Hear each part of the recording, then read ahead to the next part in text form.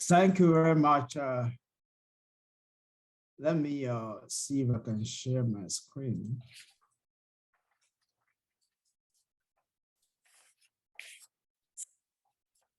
Okay, can you see my screen? Yes, I can. Okay, good. All right, good evening, everybody. We are going to go through this quite quickly. And like you can reserve your questions to the end of it, but because at the end, I would like it to be very interactive. That way, we're having a great conversation. So adapting Agile to your environment, this will be the key talking points here. What is Agile? Because I know that there are some people that are joining this call that are just curious about what Agile is. So what is change?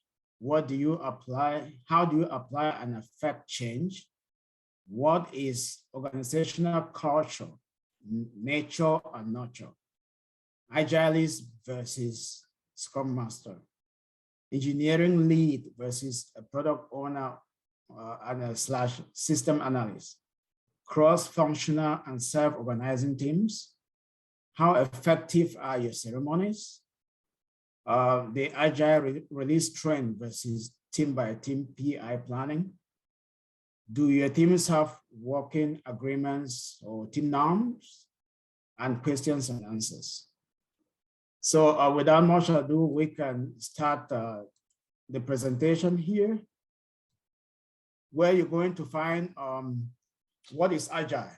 In my mind, I look at Agile to be a kind of a project planning, execution, deployment, and maintenance by self-organizing and cross-functional teams.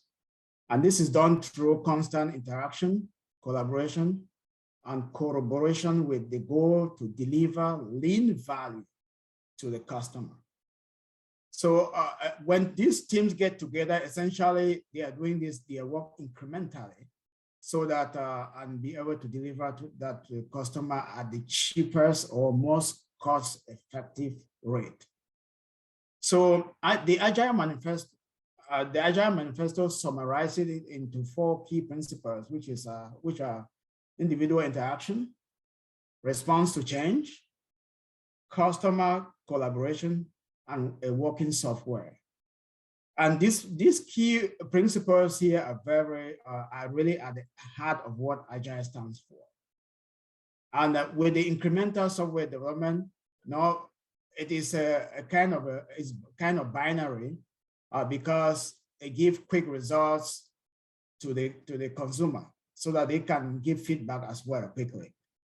And then to the team also has some value by delivering something and that can now motivate them to move to the next level. And then when they celebrate those results, it gets to wow the customer. And the customer feedback is important at this level because they get to know that and see whether there are certain things that they can improve upon. And that's why in some projects, you want to prefer Agile as opposed to a waterfall, which takes so long before they get that kind of feedback. So we switch gears and now get to change. So what is change? Change is making a ruckus. That's the way I express it. That is a disturbance or a commotion.